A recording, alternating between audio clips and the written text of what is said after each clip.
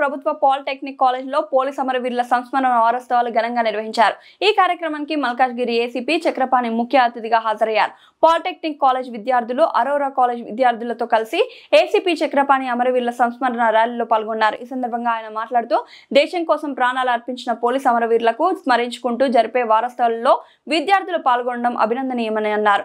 ప్రపంచంలో ఎక్కడా లేని విధంగా 60% చదువుకుంటున్న యువత భారతదేశంలోనే ఉన్నారని, ప్రపంచానికి భావి భారత పౌరులు, భారతదేశానికి భవిష్యత్తు అని ఏసీపీ చక్రపాణి అన్నారు.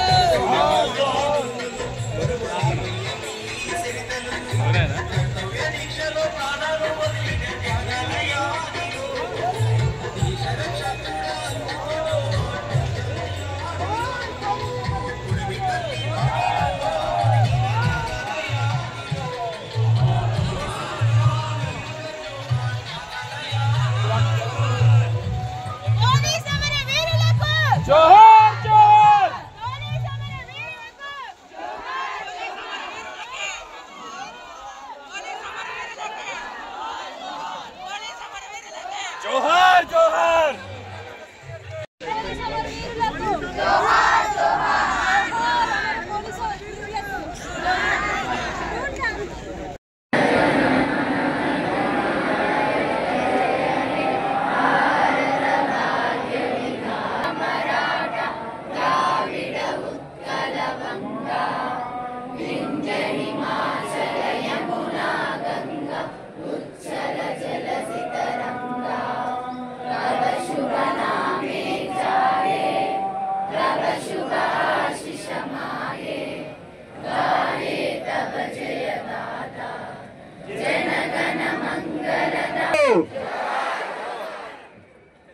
भारत माता की।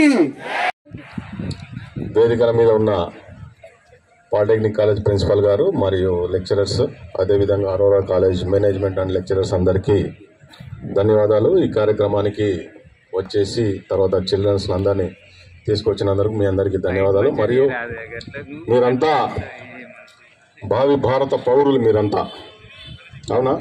నెక్స్ట్ జనరేషన్ అంతా మీదే. ప్రపంచంలో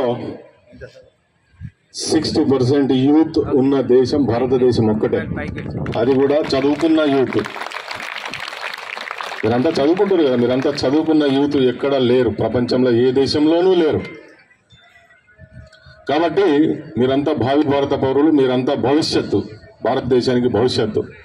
కాబట్టి మీ అందరికీ మా ఇన్స్పెక్టర్ చెప్పినట్లు ఏంది ఇది పోలీస్ అమరవీరులు అంటున్నారు, పోలీస్ కమామరేషన్ డే అంటారు, ఏందనేది మీరు ఒక కన్ఫ్యూజన్ ఉండొచ్చు. ఒక అమ్మాయి చెప్పింది పోలీసులకు మిలిటరీకి ఏం సంబంధం, చైనాకు బార్డర్ అయింది, పాకిస్తాన్ బార్డర్ అయింది, ఇదంతా ఏం సంబంధం అని మీరు అనుకుంటుండొచ్చు. సింపుల్గా చెప్తాను నేను. సిఆర్పిఎఫ్ అని ఉంటుంది, సెంట్రల్ రిజర్వ్ పోలీస్ ఫోర్స్. ఆ ఫోర్స్కు సంబంధించిన పోలీసులు బార్డర్లో పెట్రోలింగ్లో ఉన్నారు, చైనా బార్డర్లో. 1959 సంవత్సరము అక్టోబర్ 21 వాళ్ళు పెట్రోలింగ్లో ఉన్నప్పుడు సిఆర్పిఎఫ్ వాళ్ళు లడక్ అనేది జమ్మూ కాశ్మీర్లో ఉంది కదా, ఇప్పుడు సపరేట్ స్టేట్ అయింది. లడఖ్లో హాట్ స్ప్రింగ్స్ అనే ప్రాంతంలో వాళ్ళు పెట్రోలింగ్లో ఉన్నారు బార్డర్లో. అప్పుడు చైనా మిలిటరీ వాళ్ళు వాళ్ళ మీద ఎలాంటి వార్నింగ్ సైన్ లేకుండా వాళ్ళను 20 మెంబర్స్ పెట్రోలింగ్లో ఉంటే కాల్ చేసి ఒక 10 మెంబర్స్ పోలీస్ వాళ్ళు చనిపోయారు. సిఆర్పిఎఫ్ సంబంధించిన పోలీస్ వాళ్ళు చనిపోయారు. కాబట్టి వాళ్ళ మరణం, వాళ్ళ త్యాగానికి గుర్తింపుగా 1960 నుంచి అక్టోబర్ 21 రోజు అమరవీరుల సంస్మరణ దినం జరుపుతున్నారు, పోలీస్ అమరవీరుల దినం. అలాగే మీకంతా తెలుసు, పాకిస్తాన్కు మనకు, చైనాకు మనకు యుద్ధాలు జరిగినాయి. ఆ టైంలో ఏర్పడ్డది. ఆ తర్వాత పరిస్థితి ఏం జరిగింది అనేది మీ అందరికీ తెలుసు. అతన్ని ఎన్కౌంటర్ చేయడం జరిగింది. పోలీసులు మీకు భద్రత కల్పించడానికి ఉన్న వ్యవస్థని ఏదో కాకి యూనిఫాము వీళ్ళు మనకు సంబంధం లేదన్నట్టు కాకుండా అన్ని శాఖల మాదిరిగానే చూసుకోవాలి. మీరు పోలీస్ స్టేషన్ కూడా ఫ్రీగా వెళ్ళాలి. పోలీస్ స్టేషన్ అంటే రెవెన్యూ శాఖని, వైద్య శాఖని ఏ విధంగానైతే యూజ్ చేసుకుంటున్నారో పోలీస్ స్టేషన్ కూడా నిర్భయంగా మీరు వచ్చి పోలీస్ స్టేషన్లో కంప్లైంట్ చేయడానికి భయపడొద్దు. అది ఈవిటీజింగ్ అయినా సరే, ఎనీ కేసు సార్. కాబట్టి మీరు దీన్ని దృష్టిలో పెట్టుకొని పోలీస్ శాఖని యూజ్ చేసుకోవాలి. సినిమాలో చూపించేటట్టుగా పోలీసు వాళ్ళు ఉండరు. మీరు సినిమాలు చూసినట్లయితే చాలా వరకు పై ఆఫీసర్ ఉంటాడు, తర్వాత ఆయన కూడా పని చేయకపోతే ఇంకో పై ఆఫీసర్ ఉంటారు. అట్లా ఎటుపడి పోలీసు వాళ్ళు న్యాయమే చేస్తారు, కానీ సినిమాలో చూపించినట్టుగా అన్యాయంగా ప్రవర్తించరు. మీరు దాన్ని దృష్టిలో పెట్టుకోవాలి. దానికి మీరు అందరూ యూజ్ చేసుకోవాలని చెప్పి కోరుకుంటూ ఈ అవకాశం ఇచ్చినందుకు ధన్యవాదాలు చెప్తున్నాను. సైన్ సార్ చాలా చక్కగా చెప్పిండు. వైద్య శాఖ, రెవెన్యూ శాఖ, పోలీస్. ఎవరైనా వస్తారా పోలీస్ స్టేషన్కు? ఎవరైనా వస్తారా? నిన్ను కొడితేనో, తిడితేనో, తగాదా అయితేనో, ఏదైనా ఇబ్బంది కలిగితే మాత్రమే పోలీస్ స్టేషన్కి వస్తావు. పోలీస్ స్టేషన్ ఇటువంటిది ఓ టెంపుల్ లాంటిది, దేవాలయం లాంటిది, తెలుసా మీకు? మీరు కష్టం వస్తే దేవుని కాడ విముక్తుడా? ఎవడన్నా తలకాయ వల్ల కొడితే స్వామి నాకు ఏమంటే రక్తంగా